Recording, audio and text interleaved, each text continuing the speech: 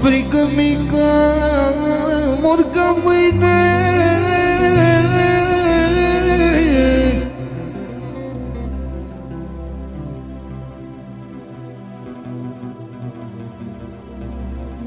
Frică mică, murcă mâine.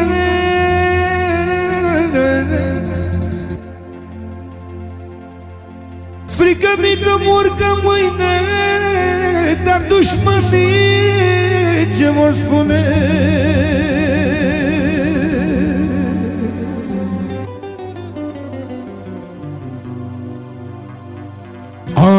Frică mică, murcă mâine. You, John Fitzgerald Kennedy, do solemnly swear. I, John Fitzgerald Kennedy, do solemnly swear that you will faithfully execute the office of President of the United States. that I will faithfully execute the office of President of the United States And will, to the best of your ability, and will, to the best of my ability, preserve, protect, and defend the Constitution of the United States. preserve, protect, and defend the Constitution of the United States. So help you God. So help me God.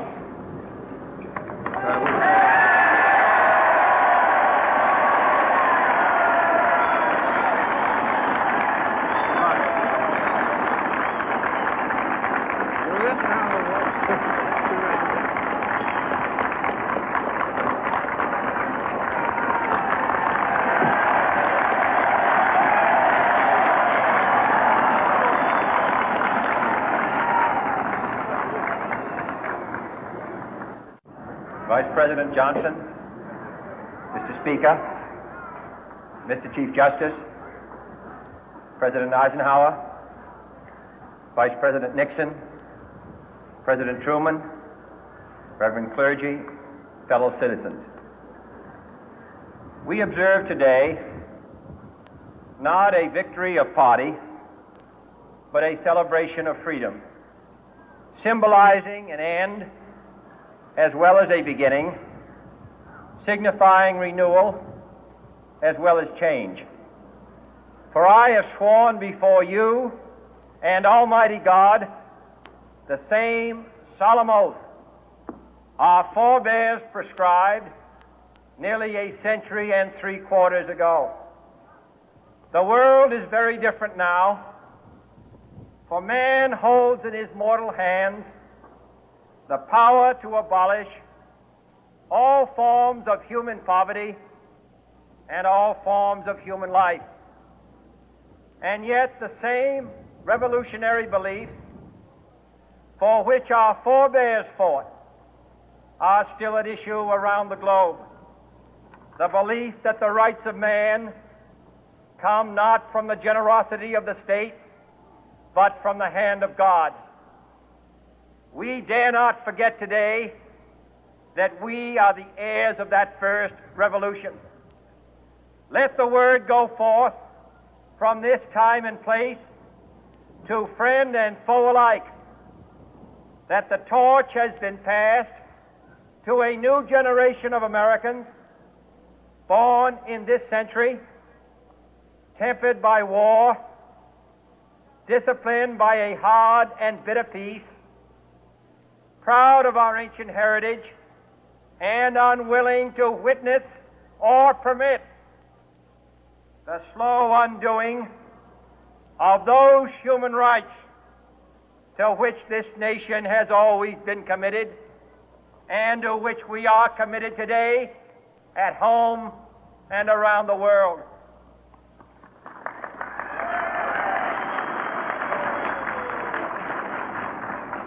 let every nation know, whether it wishes us well or ill, that we shall pay any price, bear any burden, meet any hardship, support any friend, oppose any foe, to assure the survival and the success of liberty.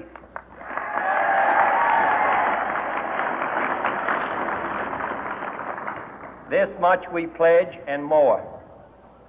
To those old allies whose cultural and spiritual origins we share, we pledge the loyalty of faithful friends. United, there is little we cannot do in a host of cooperative ventures. Divided, there is little we can do, for we dare not meet a powerful challenge at odds and split asunder. To those new states whom we welcome to the ranks of the free, we pledge our word that one form of colonial control shall not have passed away, merely to be replaced by a far more iron tyranny. We shall not always expect to find them supporting our view, but we shall always hope to find them strongly supporting their own freedom, and to remember that in the past, those who foolishly sought power by riding the back of the tiger ended up inside.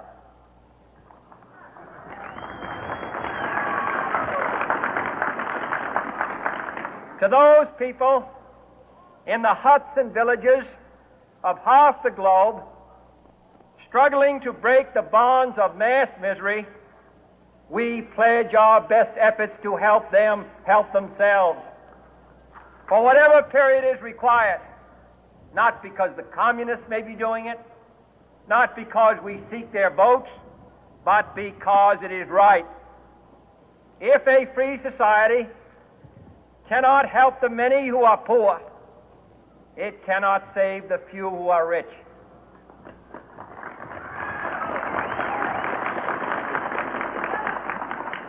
To our sister republics south of our border, we offer a special pledge to convert our good words into good deeds, in a new alliance for progress, to assist free men and free governments in casting off the chains of poverty. But this peaceful revolution of hope cannot become the prey of hostile powers. Let all our neighbors know that we shall join with them to oppose aggression or subversion anywhere in the Americas. And let every other power know that this hemisphere intends to remain the master of its own house.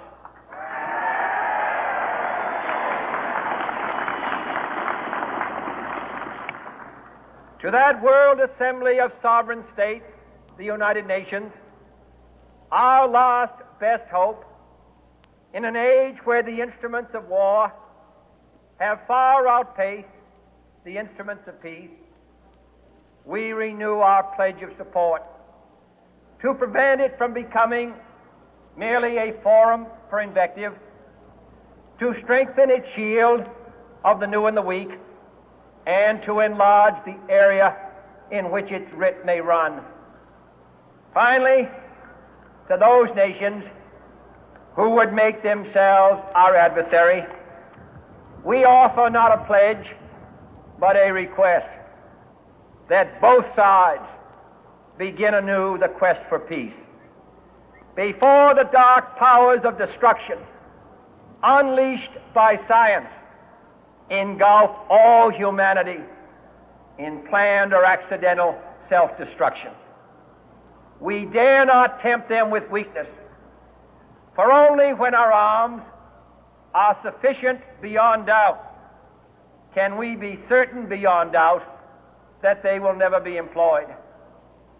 But neither can two great and powerful groups of nations take comfort from our present course, both sides overburdened by the cost of modern weapons, both rightly alarmed by the steady spread of the deadly atom, yet both racing to alter that uncertain balance of terror that stays the hand of mankind's final war.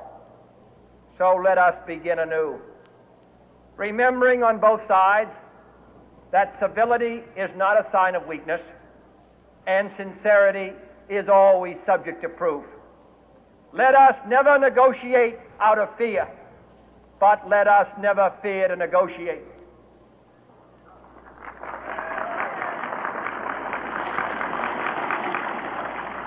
Let both sides explore what problems unite us, instead of belaboring those problems which divide us.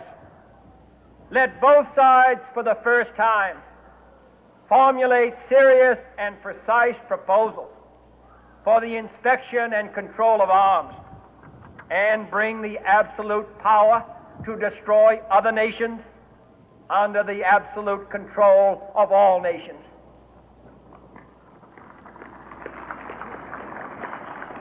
Let both sides seek to invoke the wonders of science instead of its terrors. Together let us explore the stars, conquer the deserts, eradicate disease, tap the ocean depths, and encourage the arts and commerce. Let both sides unite to heed in all corners of the earth the command of Isaiah to undo the heavy burden and let the oppressed go free. And if a beachhead of cooperation may push back the jungle of suspicion, let both sides join in creating a new endeavor, not a new balance of power, but a new world of law, where the strong are just and the weak secure and the peace preserved. All this will not be finished in the first 100 days, nor will it be finished in the first 1,000 days, nor in the life of this administration, nor even perhaps in our lifetime on this planet. But let us begin.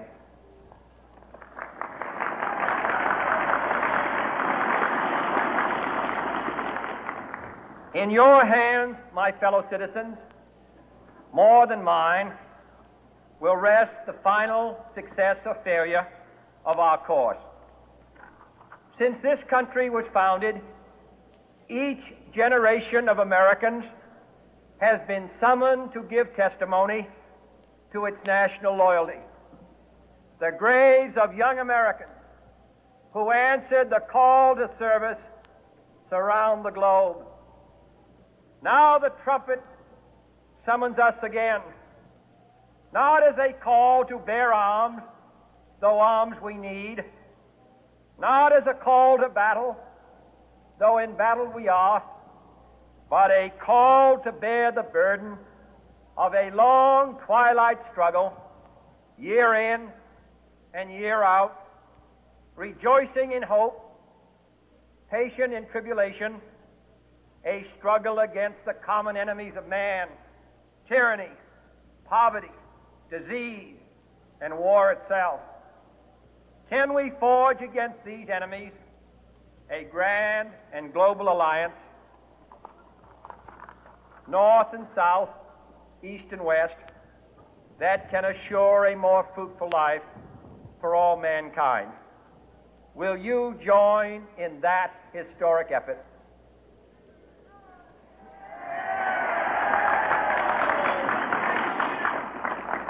In the long history of the world, only a few generations have been granted the role of defending freedom in its hour of maximum danger.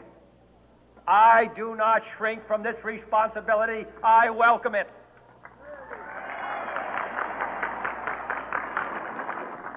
I do not believe that any of us would exchange places with any other people or any other generation. The energy, the faith, the devotion which we bring to this endeavor will light our country and all who serve it. And the glow from that fire can truly light the world. And so, my fellow Americans, ask not what your country can do for you, ask what you can do for your country.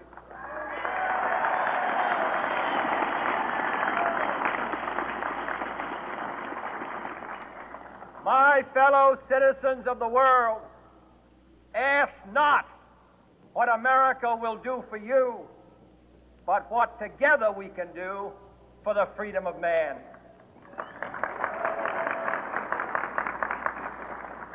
Finally, whether you are citizens of America or citizens of the world, ask of us here the same high standards of strength and sacrifice which we ask of you. With a good conscience, our only sure reward, with history the final judge of our deeds, let us go forth to lead the land we love, asking His blessing and His help, but knowing that here on earth, God's work must truly be our own.